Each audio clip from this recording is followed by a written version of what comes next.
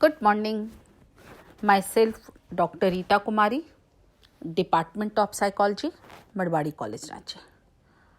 Semester 3, paper 6, paper का नाम psychological research, उसके अंतर्गत unit 3 methods of data collection, उसके अंतर्गत केस स्टडी। हम लोगों ने केस स्टडी के बारे में पढ़ा, वह क्या है और उनके क्या गुण हैं। अब मैं केस स्टडी के दोषों पर चर्चा करूंगी।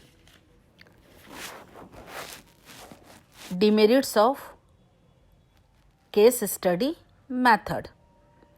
व्यक्तिगत अध्ययन में यह देखा गया है कि उनके गुणों के साथ साथ उनके और भी कई दोष भी पाए जाते हैं, जो निम्नलिखित हैं। नंबर 1, सामान्यीकरण की कठिनाई, डिफिकल्टीज ऑफ जनरलाइजेशन। व्यक्तिगत अध्ययन विधि का एक सबसे गंभीर दोष यह है कि इसके आधार पर प्राप्त निष्कर्षों का सामान्यीकरण सही अर्थ में संभव नहीं होता है।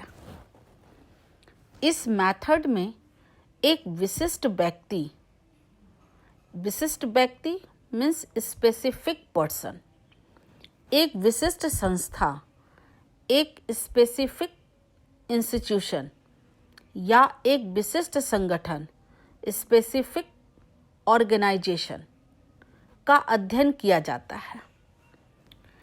अतः इस प्रकार से प्राप्त निष्कर्षों को क्रमशः सभी व्यक्तियों, सभी संस्थाओं या सभी संगठनों पर थोपना उचित नहीं होता है।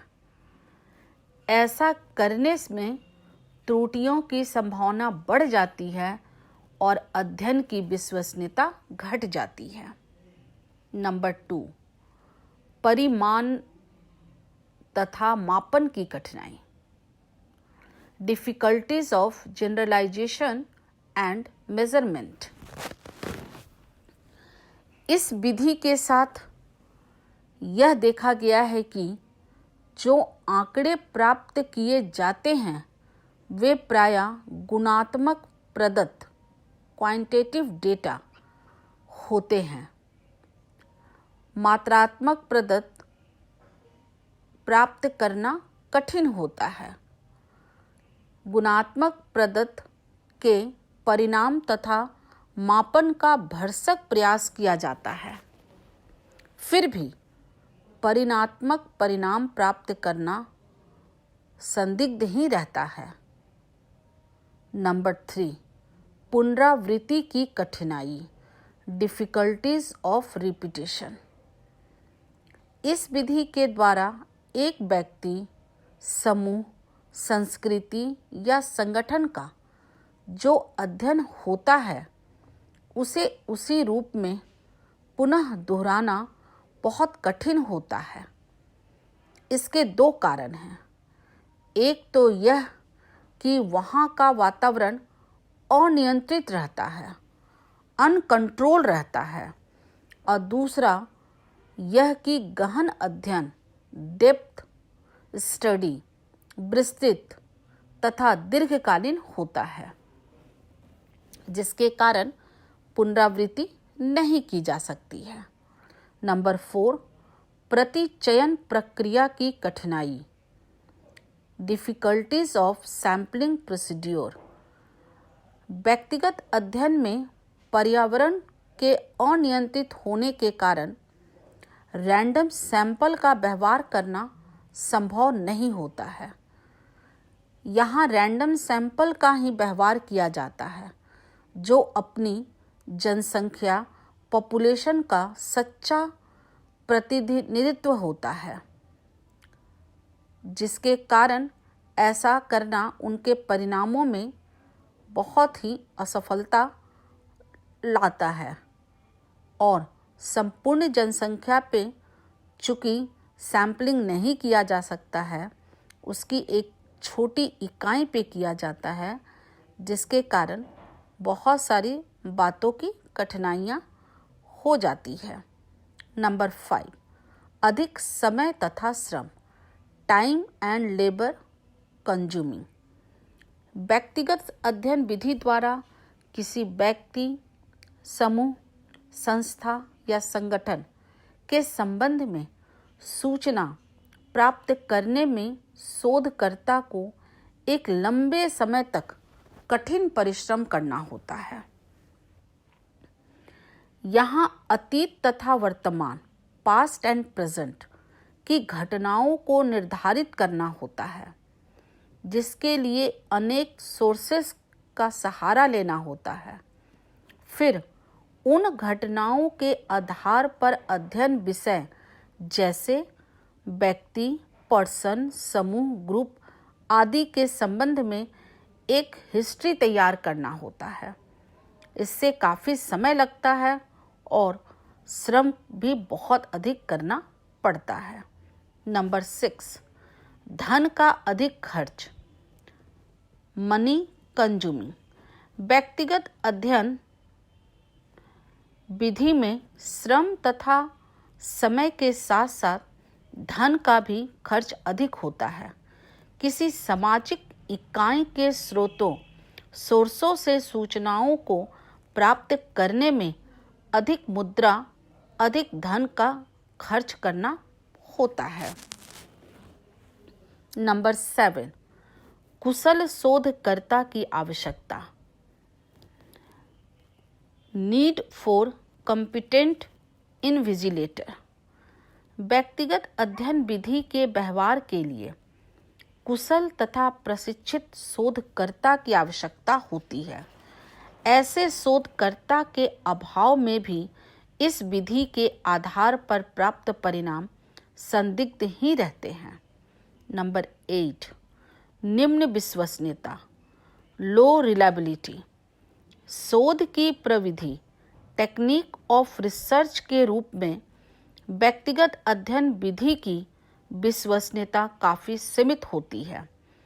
इस विधि के आधार पर विभिन्न समयों में किसी एक सामाजिक इकाई अर्थात एक व्यक्ति, एक समूह या एक संस्था के संबंध में प्राप्त परिणामों में बहुत कम संगति, सिमिलैरिटी तथा स्थिरता पाई जाती है। नंबर 9, निम्न वैधता, लो वैलिडिटी। इस विधि में भविष्यवाणी वैधता, प्रिडिक्टिव वैलिडिटी की बहुत कमी होती है। इस विधि के द्वारा जो परिणाम प्राप्त किए जाते हैं उनके आधार पर भविष्यवाणी करना संभव नहीं होता है, कारण ऐसे परिणामों में जनरलाइजेशन का गुण नहीं पाया जाता है। इस प्रकार देखा जाता है कि इसकी उपयोगिता कई तरह से बहुत सारे शोध में अधिक होती है और बहुत सारे शोध में इसकी उपयोगिता घटती भी है। व्यक्तिगत अध्ययन विधि को कैसे उन्नत बनाया जाए? How to improve case study method. इसके निम्नलिखित उपाय हैं। नंबर 1, प्रतिदर्श को प्रतिनिधित्व बनाना। शोधकर्ता को चाहिए कि वह प्रतिदर्श को, सैंपल को अधिक से अधिक लोगों को बनाने का प्रयास करना चाहिए। उसके लिए अधिक से अधिक रिप्रेजेंटेटिव होना चाहिए। प्रतिदर्श अपनी जनसंख्या, पॉपुलेशन का जिस हद तक रिप्रेजेंटेटिव हो सकेगा, अध्ययन उसी हद तक विश्वसनीय होगा।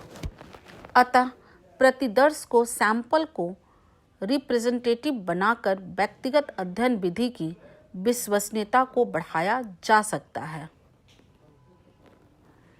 नंबर 2, प्रतिदर्श के आकार को बढ़ाना, to increase the size of the sample. व्यक्तिगत अध्ययन विधि के द्वारा सुधार लाने के लिए प्रतिदर्श के आकार को बढ़ाया जाए। इसका अर्थ यह है कि प्रतिदर्श की रचनात्मक इकाइयों, स्ट्रक्चरल यूनिट की संख्या बढ़ा दी जाए। ऐसा करने से सैंपल के जो रिप्रेजेंटेटिव होते हैं उनके काम की विश्वसनीयता बढ़ जाती है। नंबर 3, शोध प्रक्रिया को निश्चित करना। टू डिटरमाइन रिसर्च प्रोसीड्योर, इस विधि के द्वारा यह देखा जाता है कि शोध की प्रक्रिया अनियमित तथा अव्यवस्थित ढंग से ना होकर एक निश्चित योजना का निर्माण करके किया जाना चाहिए। इससे बहुत अंशों में वस्तुनिष्ठता बढ़ जाती है। नंबर 4, सूचनाओं को कोडिंग तथा recording. To code and record the information, इस विधि के द्वारा प्राप्त सूचनाओं का संकेतीकरण, कोडिंग तथा अभिलेखन, रिकॉर्डिंग करना चाहिए। इससे सूचनाओं में हेरफेर होने की संभावना कम रहती है और सूचनाओं के समुचित सांख्यिकी विश्लेषण तथा निरूपण में सुविधा होती है। नंबर 5, शोधकर्ता को प्रशिक्षित करना। टू ट्रेन द रिसर्चर, व्यक्तिगत अध्ययन विधि को उन्नत तथा उपयोगी बनाने के लिए एक उपाय यह भी है कि इस विधि के व्यवहार करने के पहले शोधकर्ता को अपेक्षित प्रशिक्षण दिया जाए। शोधकर्ता के प्रशिक्षित तथा कुशल होने पर इस विधि की विश्वसनीयता तथा वैधता बढ़ जाती है।